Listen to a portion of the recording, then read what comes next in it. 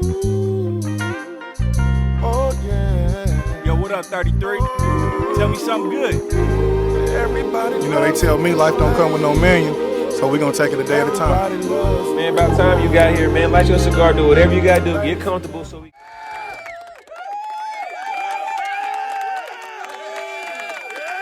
Well. We back again. You're now tuned into the GoodDays GreatNights Podcast. I tell you a lot of time I'm grateful for y'all. Season 3. Anytime I get to break bread with my people, it's always a pleasure, right? Today we're gonna do this a little different. It's just me. So we're gonna see if I can interview myself in a sense. But if you know me in the cigar world, they call me 33. On IG, CoolBreezeAl. Alicia and Harrison's dad or father, depending on what demographic, how you get down. Your auntie's favorite podcast host.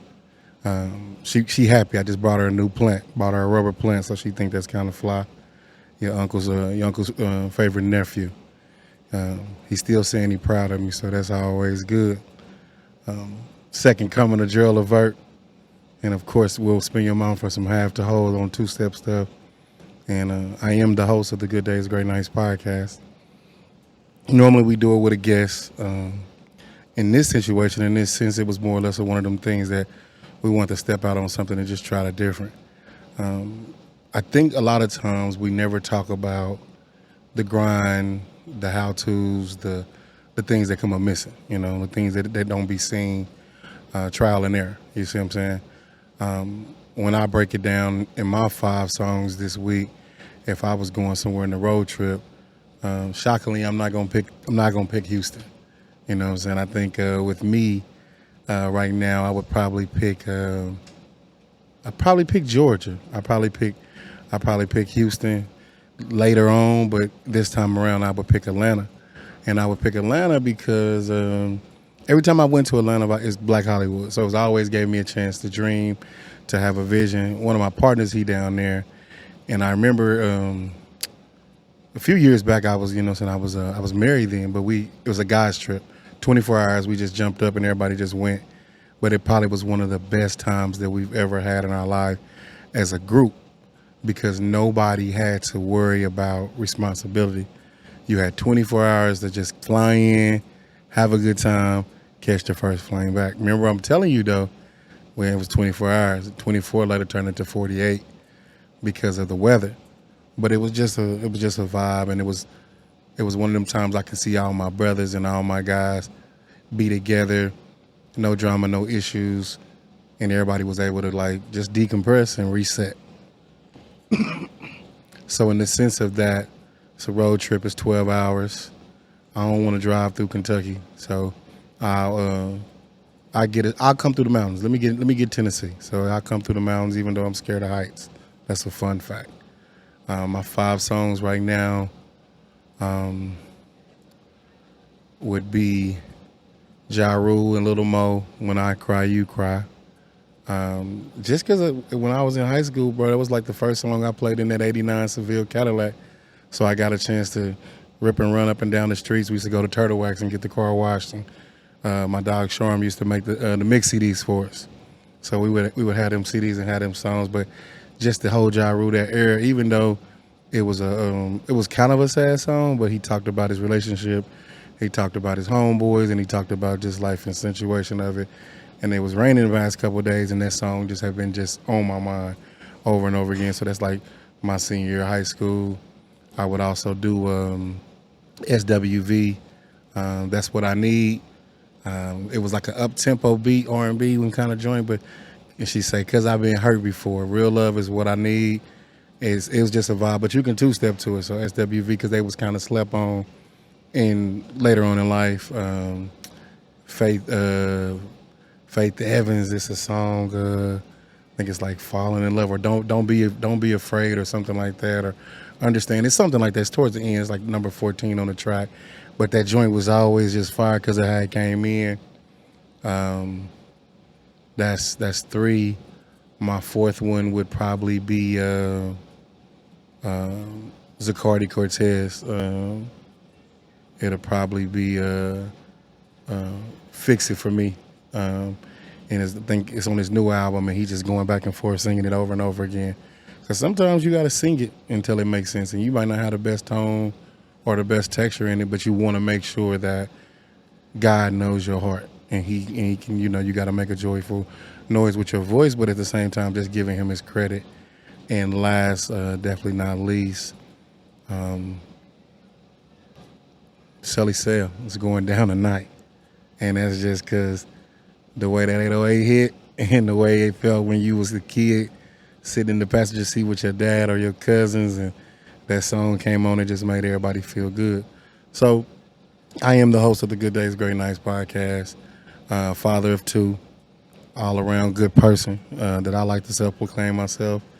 Used to call myself Mr. Times No Socks. I got my Vans on with no socks, but my knees and my ankles might be a little ashy, so we ain't gonna go in there. Where I'm at in life with my 24 hours, it's kind of difficult because it goes up and down, but it's constant.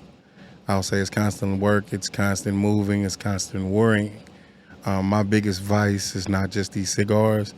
I worry. I worry to how to be the best version of myself every day. So I wake up some days and I'm constantly battling what I did yesterday, what I didn't do maybe 4 years ago, 5 years ago, 8 years ago, hell, even my childhood. So that's my vice. And I know you ain't supposed to pray and worry, but I'm human. So I can be transparent and tell you guys that I do worry. I worry about my friends. I worry about my family. I worry about the people that's around me because I want them to be well off. And I don't want them to be well off as far as rich, but I want them to be wealthy with love and understanding. That's one of the reasons for my question about like how you giving people a service or a disservice or how you bringing stuff into it, because I always wondered, like, what do people perceive me as? Because a lot of times nobody will tell you how they really feel about you until they mad at you. And then when they mad at you, then they'll let you know that, hey, you didn't do this right or you didn't do this, the nature of the beast. You see what I'm saying? So it just makes you think sometimes. But that's my biggest vice. My biggest worry is truly, I would say, that I worry about things being all right. Hold on.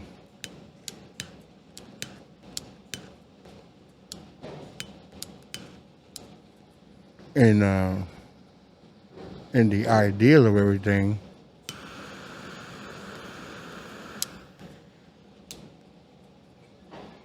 two beautiful kids, a 4-year-old and a 14-year-old. They both getting ready to go into that milestone. Alicia she'll be 15 in July, and Harrison will be 5 in September. And them two men, they are my why. They my everyday wake up. They my reason why I go through things and kind of think of things and just try to be present. It's hard. It's hard because I can be selfish at times. Sometimes my feelings get hurt. They don't call. You know what I'm saying? So I don't call. I mean, I really don't care what nobody feel about if it's right or wrong. These just my feelings. It's me talking.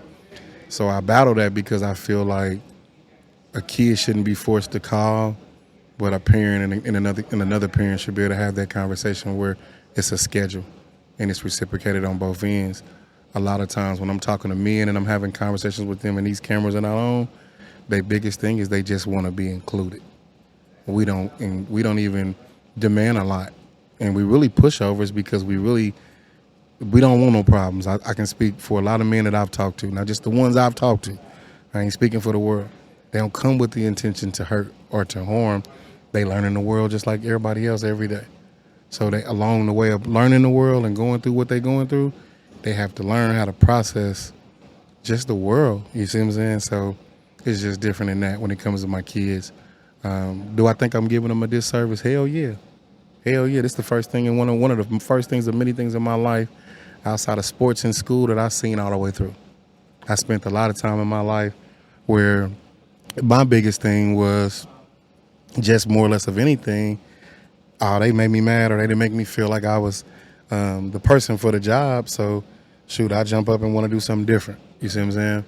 So that's really where it's at. So this thing is something that when I'm able to talk to them about it and they're able to see the recordings and look on the internet and look on the TV, they get a better feel for it and they say, dang, man, Pop's doing a good thing. So I do think I'm doing a good service of it. This all started, man, because I wanted a place that was transparent, that wasn't traditional, that wasn't going to be the same thing. We would sit in the cigar lounge and we would have conversations about music, and it kind of started from there. And it was like, if you can bring one artist to Kansas City, and you know everybody love, we bring Joe all the time, right? So we're bringing Joe all the time. We used to be mad because they would always do Good Girls and Stutter and all of that, but they would never do like One Life Stand or, you know what I'm saying, just them B-sides that was special. He Won't Hurt You Again on a Donnell Jones tip, or when you're thinking about, a Keith Sweat, Chocolate Girl and things like that, those songs. So we were always kind of compare and contrast lists. So the best thing for me was I wanted to have something where people can come and compare and contrast life. And then ain't got to be no right, wrong answer. We ain't here to, I don't need the tea, I don't need the drama, because it never really it didn't make me feel good. It never made me feel good to see people go through things. Some of my friends, some people that I was connected to like dearly, I've seen them lose everything, you know what I'm saying? And I'm talking about, I'm not saying in the format of money. I've seen them lose their mind. We losing our minds on an everyday basis, people waking up every day and they don't know who they are. But we so shameful, we don't even know how to say, hey, I don't know who I am. I'm depressed, or I'm stressed out, or I'm worried about this or worried about that. So that was the reason for the platform. It wasn't never to gain no women. It wasn't never to be the coolest cat in the Kansas City. It was just, I wanted a platform where I can talk to people and really pick their brain and get an understanding for who they were, outside of what people said they were. Because, you got to think, you coming out the club, or you in the club, or you walking around this city, or you walking around the world, people perceive you based off of what they heard about you or what scandal they found you in. I ain't never care about that. I wanted to know people based off of how their heart was and what made their heart tick. And do a little something different. My dog got some questions for me in the back. What you got, bro?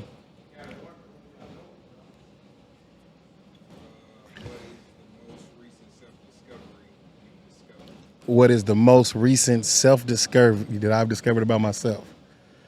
That I can do this. That I can do this thing called life. And I can do it in the sense of sticking to my format, staying down. I do my homework. So I watch Wallow a lot. I watch 85. I watch a lot of different shows, man, but I watch Wallow a lot. And, my dog, Gilly was teasing him about having a Maybach. And he was like, bro, you got the Maybach and you only drove it once in a month? Like, that don't make no sense. So he was getting in the car. And he said something, and the confirmation is everything with me. He was like, bro, stay down. If you sell hair, stay down. If you do radio, whatever you do, stay down in it. Because if you don't believe in it and you don't celebrate yourself in it, ain't nobody gonna set yourself in it. So that is something that I've learned, that I can do this and do it at a high level when it comes to the pod. Within self-awareness, that I can be alone. That I can sit in the house and I don't have to go out. I don't have to be on the scene. I don't have to buy my friends. And I'm not saying there's nothing wrong with kicking it. I got my moments, you know what I'm saying? Sometimes you might see me in there doing a half to a whole. You might see me with a group of guys and we laughing and joking and carrying on. But I had to learn how to sit in my own stuff sometimes. I think that's real big. What else has you got for me, G?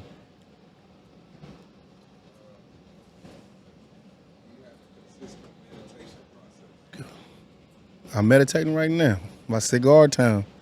I just can't smoke them every day, you know what I'm saying? Because you lose yourself, you know what I'm saying? Because you got stuff you can be doing. But my meditation in the morning when I hit the ground is always, I thank God. And I'm instantly, sad to say, by the time the prayers is done, I'm automatically thinking about what I didn't do the day before and how to get to it. My hour of silence is throughout the day, man. It's music. I go to the gym. I done got real big into the gym now. At first it was, I want to be able to be Big Al with no shirt on walking down, you know what I'm saying, the street, and everybody teasing me like, "What? Put your shirt on, bro. We see you working out." But now I just want to live. It's really about living. I suffered from asthma as a kid. I remember taking them pills Some of my partners, they didn't got diabetes, then got diagnosed as diabetics, or got to take the shot forever. I don't really want that. I already got high blood pressure. You know what I'm saying? And I'm not claiming it, but that's what the doctors say. And some days my heart be going and crazy. But I think that's something from my childhood and my adulthood. And I will say this when it comes to high blood pressure: take your pills if you got them. Go see the doctor and try to eat right. But I believe, it's just me, high blood pressure is a mini form of a heartbreak. And I say that not loosely, I say it very seriously. When your heart is like that, it's because your heart too big, in my opinion. Like, I'm not telling you that you got a big heart in your chest. I'm saying metaphorically, your heart's too big. You wearing the world on your heart instead of on your shoulders, instead of on your mind. Let a lot of that stuff go. You can't change it. It's some stuff that we'll call it what it is, some demons back there in them closets. There's some worries back there. You ain't gonna be able to fix them by yourself. You have to give them to God. That's just how I believe. What you got?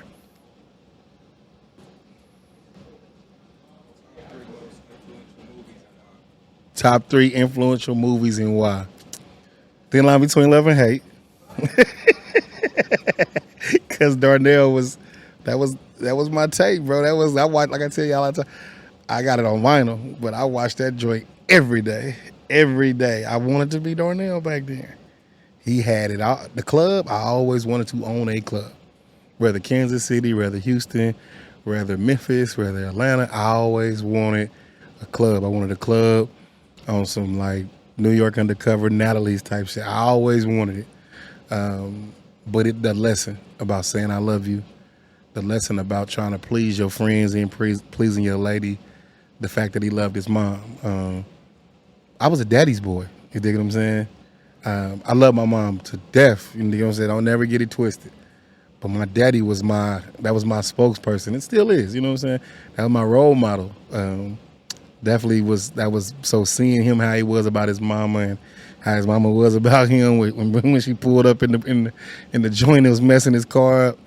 It was just comedy. It was okay to laugh, especially when he come through and she broke me down to my brake pads in front of the police station. That was my like. We could quote it word for word. She macked out. It was just so many parts to that movie. I'll be here all day with Thin Line. Love Jones. I'm a hopeless romantic. If you know me, I believe everybody gets seconds, thirds, fourths, and fifths. But when it's over, it's over.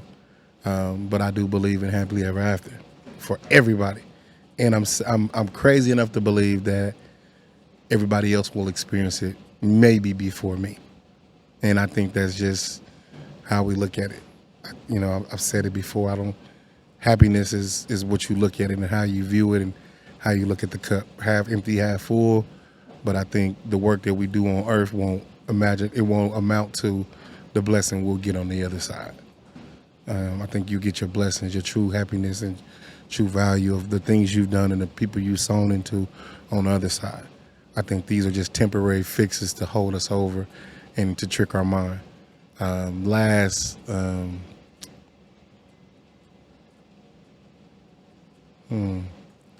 last movie, I'll probably say right now to date, ooh, that's tough.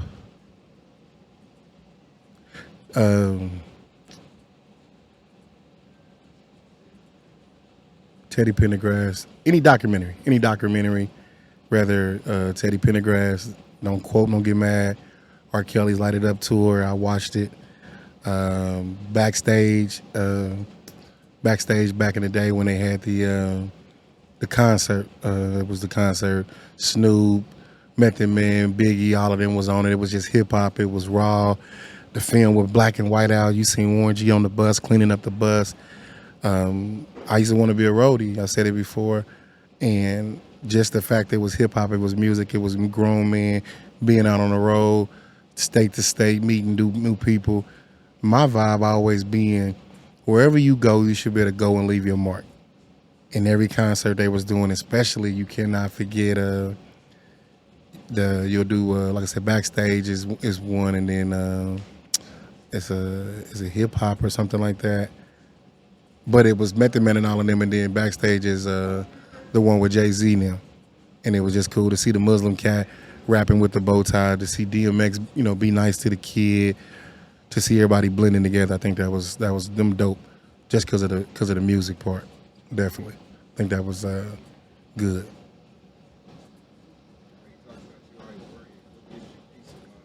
Say it again.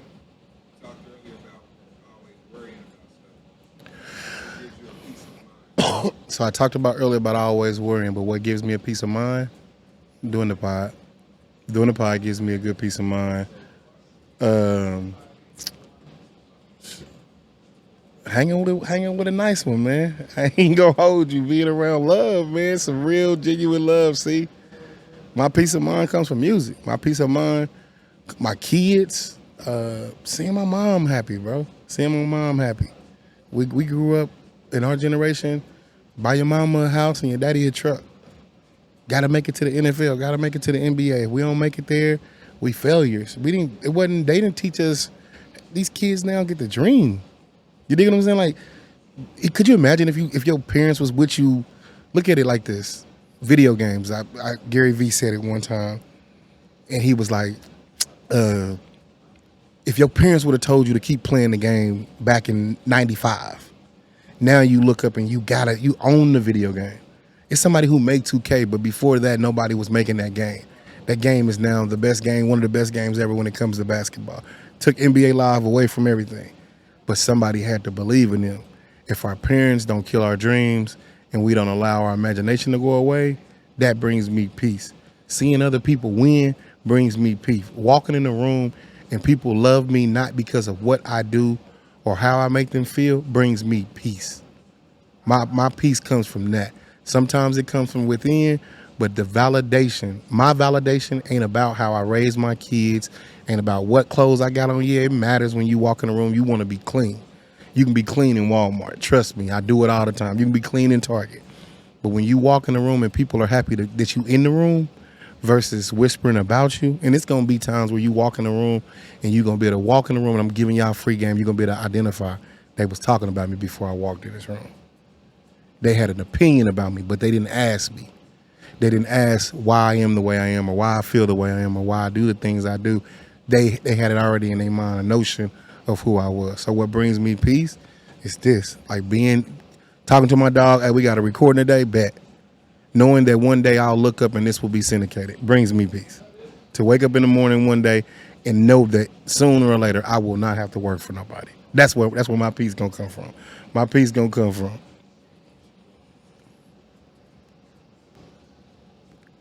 So that's where that's what I look for. Can't give you all my questions, but I'll give you a couple more that I have.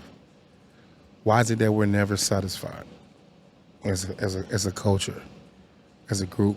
Why is it that we're never happy? And I'm not saying that you're always supposed to want more. Your needs, you know what I'm saying? They keep you fed. Your wants keep you hungry. Your needs keep you fed, your wants keep you hungry. So you gotta want some things. But why are we in the place of our lives that as soon as we get something, we automatically look over our shoulder and say, dang, when they gonna take it away from me, or who gonna come get it from me? Well, why are we taught and trained to be those kind of men or individuals? Because I've seen ladies do it, but speaking from the fella standpoint, that's my question. Like, why do we worry so much? And a couple more. Why is it that when it comes to relationships, why does it scare us so much to settle down, to get somewhere and sit down? Like, and why can't we have conversations with our mates without feeling like that by having those conversations, it's not gonna make you lose? When you're dating somebody, man, I think a lot of times you be so scared to lose them because you don't want somebody else to have them. But we got to get past that part. So that's a question that I have for the fellas. When it comes to the ladies, if he don't have everything, is it still enough? If he has potential to get everything, you see the growth in him. And this ain't for me. This for my guys. Like, will it ever be enough to say, I can build with this person? What makes a man in your eyes something that you can build in and with, and allow him to lead, and you truly follow, and not follow in the sense of like, to the end of the world on some like, because he says so type stuff, but because you truly believe in him. That's a question that I have. Another one that I have when it comes to children, the way we were raised and the things that we've seen, and then now these kids have the access to the internet, man, and I tell everybody, man, watch your kids. Watch what they doing, watch what they typing, who they talking to, who they playing on the game with. Are the games raising the kids, or are we? Is the iPad raising the kids, or we? I find myself sometimes I have to snatch it from my kids. Even my phone, I have to take it from myself sometimes, because that's what we depend on. I catch myself grabbing this phone in the morning before I brush my teeth, before I wash my face. I ain't did nothing else. I'm gonna grab this phone. I'm checking messages and everything else. Sometimes I do it out of guilt, and then turn back around and be like, dang, God, I'm sorry. I didn't even say thank you. You see what I'm saying? I get up in the morning and reach that nightstand, and it's that. What does intimacy look like from an adult standpoint? What's intimate? True intimacy. I'll give you my answer. It's holding the hands for no reason. It's hey, how you doing? You doing all right? You good? It starts from the time you wake up in the morning with your person till the time y'all lay eyes on together again, whether that's days apart, weeks apart.